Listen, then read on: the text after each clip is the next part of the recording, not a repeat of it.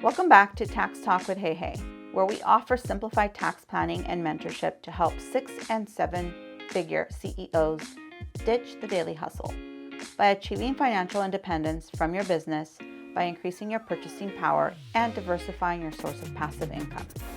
Through financial mentorship, realistic goal setting, and simplified tax planning, without having to hustle for the rest of your life, with the guarantee of the optimal roadmap to move you towards your desired time freedom.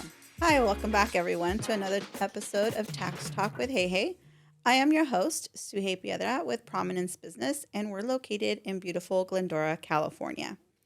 In today's podcast, I want to talk a little bit about some last minute year-end tax deductions that we can take for the 2023 tax year. So obviously the year flies, by, and sometimes we keep saying we're going to get organized or we're going to get our things in order, and then before you know it, here we are in December, right? But I still want to give you some hope that there's a couple of things that we could still do right before the year is over. If you have not had a chance to meet with your tax professional to do some tax planning, know that you can still do one or two things on your own and take advantage of the deductions. Now, I obviously recommend that you do meet with the tax professional to make sure that you strategize on the amount that is best for you and to address what is going on with you and your business on a very personal, unique level. Okay. But either way, generally speaking, I want to make sure that you take advantage of any last minute business deductions, business expenses that you need to make. So if you were contemplating buying maybe new equipment, new computers, a new printer, maybe some office furniture, that you do so in before December 31st. What that can potentially do for you is help reduce the income for the year. Now, there is something out there called bonus depreciation. A lot of individuals bring up bonus depreciation when they're buying something big like a company vehicle. If you're buying a business vehicle and the vehicle is over that 6,000 pound mark, you are able to write off 80% of that vehicle in year one. Now, it doesn't mean that you don't get the other 20%. Of course you do. It's just broken up over the next 5 years or so. So what you want to do is if you want to take advantage of bonus depreciation and take that 80% of year one, you want to do that before December 31st. In the new year, in 2024, that deduction will drop to 60%. Again, it doesn't mean you don't get the other 40%. It just means that that other 40% is going to be broken up into one-fifth, one-fifth, one-fifth in a sense. So take advantage of it. If you want that 80%, get it done before December 31st. An example would be maybe you've been thinking about purchasing a company van or a company truck, and you need it for maybe your construction business or maybe a delivery service. Well, if you purchase that company vehicle in 2023, 80% of that price will be deducted this year. It'll definitely help bring your company income down, which can result in less taxes. So something to consider. And or, like I said, maybe you want to prepay some of those expenses. There is a safe harbor rule out there that allows you to prepay, I believe it's up to 12 months of your expenses, meaning that if you want to prepay maybe your office rent, if you want to prepay some things that, maybe a couple leases, something like that, that will allow you to take the deduction now if you need it. So I'm talking about all these deductions, but again, this is when strategy comes into play. How much income, net profit do you have that you need to offset? And then that's when you brainstorm what kind of deductions can you still take in the current year to help offset that. So most of the time, let's assume that, you have, let's just give a number, $100,000 of net profit. And you want to bring that down because you don't want to pay the $20,000, $30,000 tax bill that's looming. Well, maybe you could get that company vehicle and bring that down by the 80% of bonus depreciation. Maybe you can prepay that rent of the office space.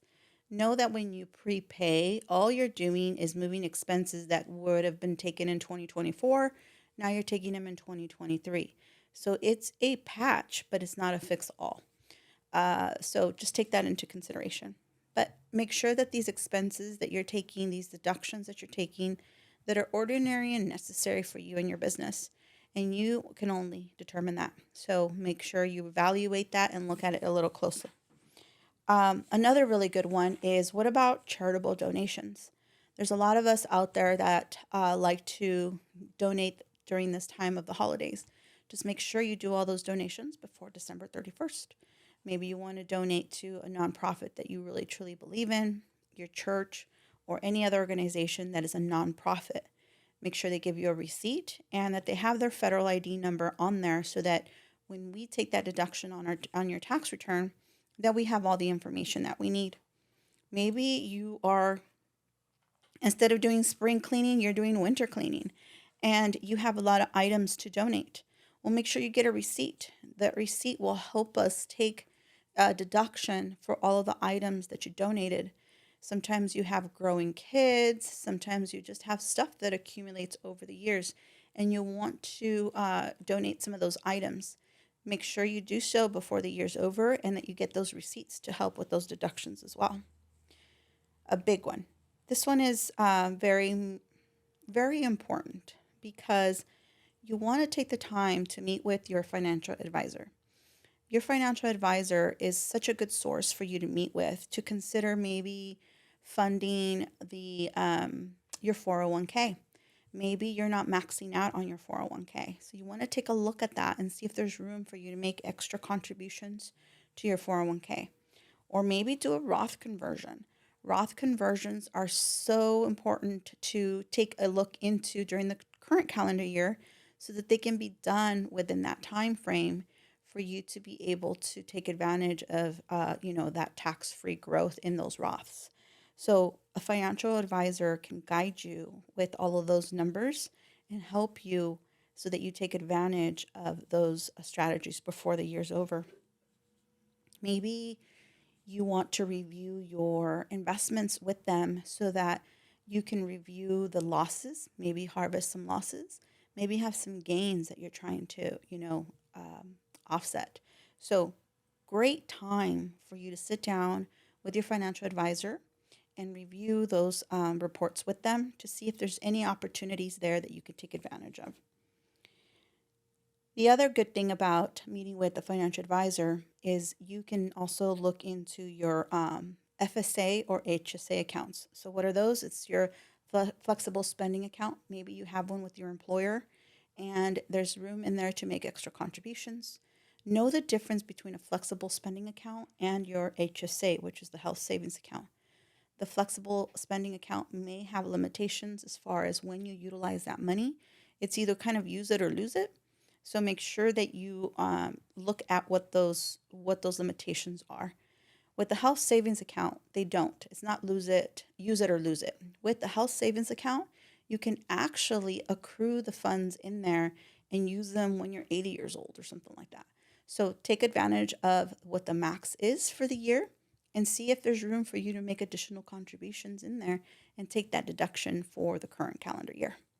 So most of the time people will be like, okay, well, I'll put money into my health savings account and I'll do like $100 a month or something like that.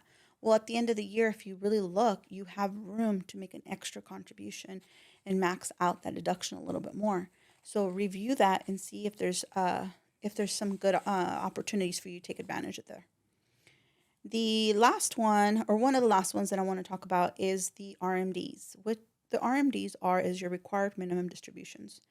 Once you reach age 73, the IRS requires that you take out your RMDs. So what is that number? Again, that financial advisor can help you with those RMDs. What is it that you have to take? How is that going to impact your tax return? So make sure that you review all that good stuff. At the end of the year, it's always a good time to meet with your financial advisor, to meet with your tax professional, to sit down and strategize and figure out what can we still do before the year is over. It's not too late. It's late, but it's not too late because we still have a little bit of time to make some last minute moves to take advantage of whatever we possibly still can. So if you have any questions, you know where we are at. Please follow us on our social media pages. I'm always trying to put out tips out there for individuals to still take advantage of. Putting our records together before we meet with our tax professionals come tax season is very important. Putting all together our bank statements, all of the income that we made throughout the year, all of the expenses that we're taking for the year, all of that information is required for us to put a tax return together. But if you put it together now, that can help you and guide you to determine what you could still take advantage of before the year is over. So again, I recommend you look at your finances, figure out where you're at so you know what your next step should be. So thank you again for listening. Make sure you follow us at prominence.services and at our website, prominencebusiness.com. Until next time, thank you. So if your mindset is ready to excel to the next level and you want to give up the multiple hats to a business who will support you, then schedule a call with us today. We can be reached at 626-825-8249. Please give us a review and share us with your friends and family.